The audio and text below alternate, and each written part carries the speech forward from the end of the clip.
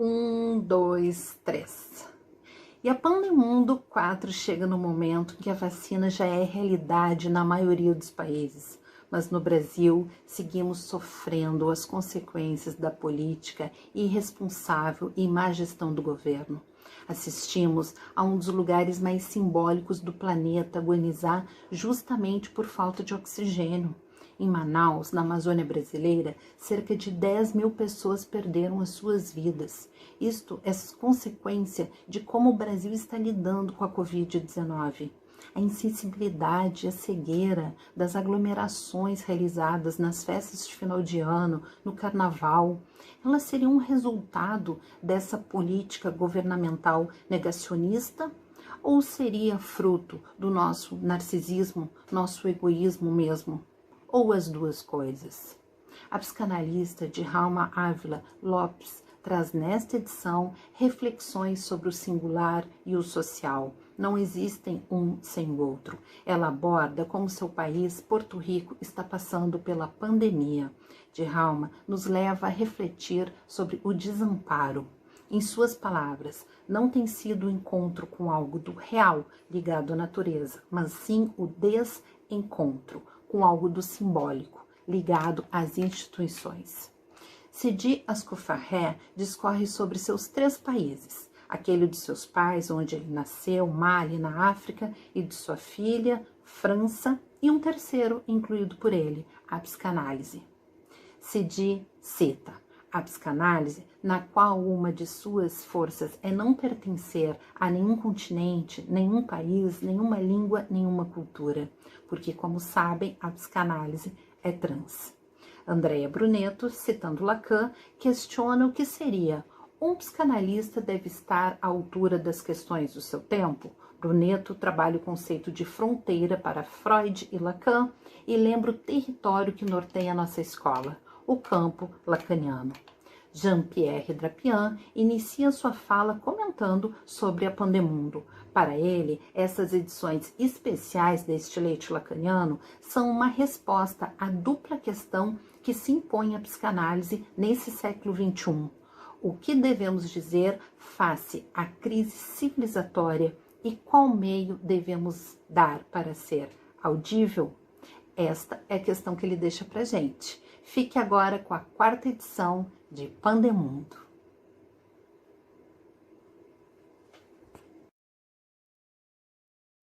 Desde Freud y con Lacan, el psicoanálisis se ocupa del tratamiento, caso por caso, de los efectos traumáticos de los encuentros y desencuentros entre lo singular y lo social, entre las modalidades de goce de cada sujeto hablante y los discursos reguladores de los lazos sociales con relación a los goces.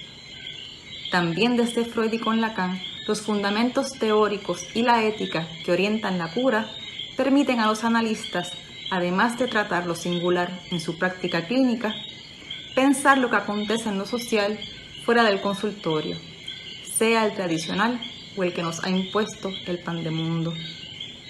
Singular y social no son el uno sin el otro y se enmarcan siempre en lo particular de una historia. En Puerto Rico, la pandemia se suma a eventos catastróficos recientes que evidencian una y otra vez que la fuente de los peores males no es el desastre natural, sino el gubernamental. Despilfarro de fondos en compensaciones a funcionarios y contratos a inversionistas políticos en lugar de dirigirse a atender la emergencia. El saldo, miles de vidas perdidas y muchas más sumidas en la precariedad. El mayor desamparo no ha sido el encuentro con algo de lo real ligado a la naturaleza, sino el desencuentro con algo de lo simbólico ligado a las instituciones, una política gubernamental de servidores públicos que tras el semblante de servir al sujeto ciudadano, se sirven del ciudadano objeto. Con la pandemia tenemos además la sustitución de medidas de protección y educación por medidas de prohibición y restricción, mientras se permite la libre operación de sectores económicos poderosos y la aglomeración de políticos en campaña electoral. Responsabilidad individual es la consigna de los gobernantes, no para que el ciudadano asuma lo que le corresponde respecto a su salud, sino para estos lavarse las manos ante su propia falta de responsabilidad. A más de 3.000 muertes provocadas por el desastre gubernamental tras los huracanes de 2017, hoy se añaden sobre 1.300 por COVID-19, en una población de apenas 3 millones. Ya empiezan a escucharse denuncias de irregularidades en la distribución de las vacunas. Para el psicoanálisis no hay trauma colectivo, y si lo hubiese, no sería su campo. Esto no implica que un analista no pueda denunciar lo que desde otros discursos opera impunemente en un colectivo contra las condiciones básicas para la vida digna, también por ende para la práctica analítica e incluso para la vida misma. Nous le savions déjà, que nous vivons sur une seule et même planète. Mais croyons-nous dans des mondes différents? Nations et pays différents, et en eux, dans des mondes économiques, sociaux et culturels séparés. Jusqu'à ce qui nous arrive, un de ces démentis du réel que fut et que reste encore, pour combien de temps encore, la Covid-19. Avec elle, nous revient comme en guise de rappel, et sous la forme la plus modeste du vivant, un virus, l'un que recouvrent les figures bigarrées de notre diversité. Pandémie, pandémos, pas une partie, mais tout le peuple, tout le monde. Comme dans les animaux malades de la peste de Jean de La Fontaine, ils ne mouraient pas tous, mais tous étaient frappés. Ce tous résonne encore plus quand, comme moi, on n'a plus d'un pays, voire plus d'un continent. Au moins 3. Celui de mes parents, le Mali, celui de ma fille, la France, et dirais-je, la psychanalyse. La psychanalyse dont l'une des forces est de n'appartenir justement à aucun continent, à aucun pays, à aucune langue, à aucune culture, car, comme vous le savez, la psychanalyse est trans. Eh bien, qu'est-ce que la Covid-19 a fait à mes pays? De mon Mali natal et au-delà de l'Afrique subsaharienne en général, il y eut certes l'accablement, l'effroi, le désarroi, ici encore plus accentué par la conjugaison du sous-développement, du néocolonialisme, du djihadisme islamiste qui le ravage et de la malgouvernance. Mais la Covid-19 a été et est toujours l'occasion d'un sursaut, d'une réactivité et d'une solidarité plus agisantes. Comme toute attente, contre toute attente, et sans qu'on puisse le réduire à la seule variable climatique. Le virus, dit-on, n'aime pas la chaleur. Le Mali et l'Afrique font front. Encore que les dernières nouvelles des 2 plus grands foyers épidémiques au Mali, c'est-à-dire Bamako et Tombouctou, sont des plus alarmantes. En France, et par-delà les nombreuses victimes tombées, c'est l'âme même du pays qui est atteinte. Une France non seulement sans hôtels et sans touristes, mais surtout une France sans musée, sans théâtre, sans cinéma, sans bar, café ou restaurant. Une France aux bibliothèques et aux universités fermées. Mais par-dessus tout, ce que la Covid-19 met au jour, c'est l'implacable férocité du discours du maître qui règne sans partage. Avec cette pandémie s'opère sous nos yeux une grande substitution, celle des devoirs du producteur et du consommateur à ceux des droits de l'homme et du citoyen. Ma troisième partie, ma troisième patrie, la psychanalyse, elle, passé l'effroi des premiers jours, a surmonté les démons qui sont les siens ici, c'est-à-dire le conservatisme et le dogmatisme, et s'est révélé l'authentique poumon artificiel dont notre lien social, si malmené par la Covid-19, a besoin. Par la souplesse et l'inventivité de ses agents, le discours psychanalytique a témoigné de ce que, en deçà ou au-delà de la technique, du cadre ou des théories, il était d'abord et avant tout le lien social offert à l'un qui souffre et sollicite ce précieux partenaire qui a chance de répondre. L'analyste. Psicanalista deve estar à altura das questões de seu tempo, sustenta Lacan. Agora, novembro de 2020, depois de 8 meses de pandemia, nós no Brasil confinados há 8 meses, não estamos nem na segunda onda, estamos na primeira, há 8 meses. O que seria estar à altura das questões do nosso tempo? Sustentar a psicanálise em intenção e extensão? Já mostramos isso, temos trabalhado análises online, lives, jornadas, congressos pelo Zoom, temos sustentado a psicanálise. Vou colocar uma outra questão, que eu acho que é uma questão de nosso tempo, que não, nem é só uma questão do Brasil desse momento, do Brasil de Bolsonaro, dessa exacerbação da noção de pátria, família, propriedade. É a ideia, essa ideia de pátria que tem se propagado em muitos países do mundo, nos Estados Unidos, na Hungria, na Polônia, na Turquia. Isso vai contra o que é o laço social que construímos no campo lacaniano. Freud, serve a Freud, quando ele escreve sua 31ª conferência introdutória, serve a Freud falar em fronteiras. O recalcado como uma fronteira estrangeira ao eu, a realidade como uma fronteira externa ao eu. Então serve a Freud para explicar quem é o sujeito, o que é o inconsciente, as fronteiras. Também para Lacan, para definir o literal, que é a letra. Ele fala de fronteiras, olhando de cima, voltando do Japão, do estrangeiro, e é assim que ele define a letra. Então, serve ao analista para definir o seu campo, o campo da linguagem, o campo do gozo, esse que Lacan acreditava que não seria chamado de seu, o campo lacaniano. Serve aos analistas as fronteiras. Serve aos analistas o campo lacaniano. É essa a nossa geografia.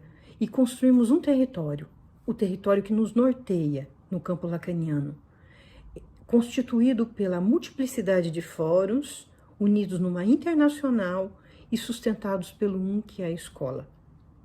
É esse o nosso campo, é esse o nosso território, e é essa a nossa geografia do campo lacaniano. É esse o nosso laço social.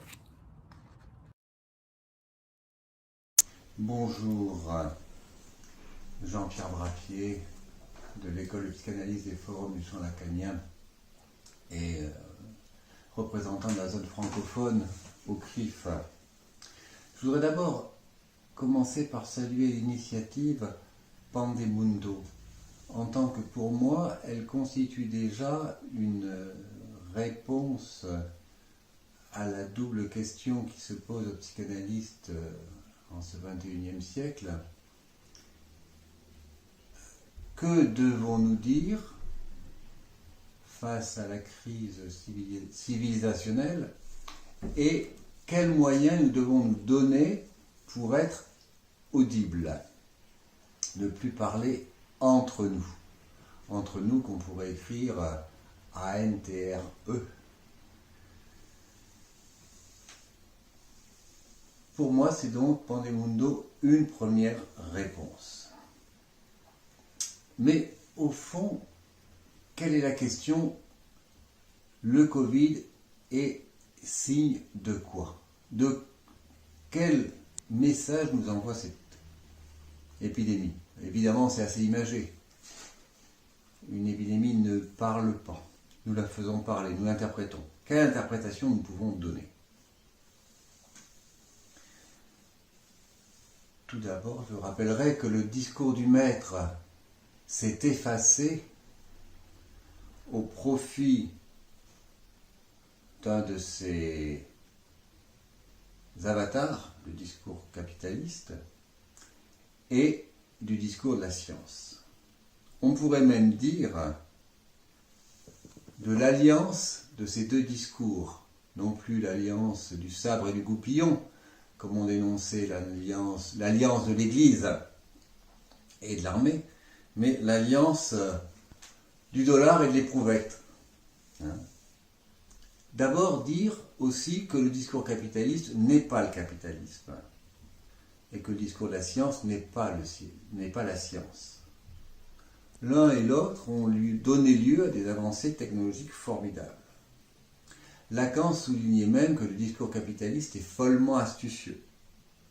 D'ailleurs, soulignons son côté attrape-tout, son côté recycle-tout, que ce soit Che Guevara, le Parti communiste chinois ou bientôt l'écologie. Le discours de la science, par la forclusion du sujet, permet un regard objectif et donc une performance dans les gains de connaissances. Mais justement, ce que nous dit le Covid, ce sont les effets pervers de ces deux discours. Un petit peu comme si, après en avoir mangé la chair, on arrivait à l'os. Le discours capitaliste consume la planète, il est cause de frustration généralisée, il forclôt les choses de l'amour, il réduit le par-l'être au consommateur. Le discours de la science, lui, contamine le lien social et veut réduire le corps parlant à un corps sans parole. Alors, me direz-vous, vous dénoncez? On ne peut pas en rester là, car, comme le disait Lacan, dénoncer, c'est normer, donner des normes au discours capitaliste, par exemple. Et par là même, c'est collaborer. Il y a une urgence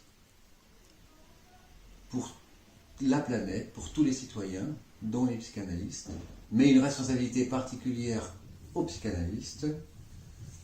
Il y a une urgence sortir du discours capitaliste.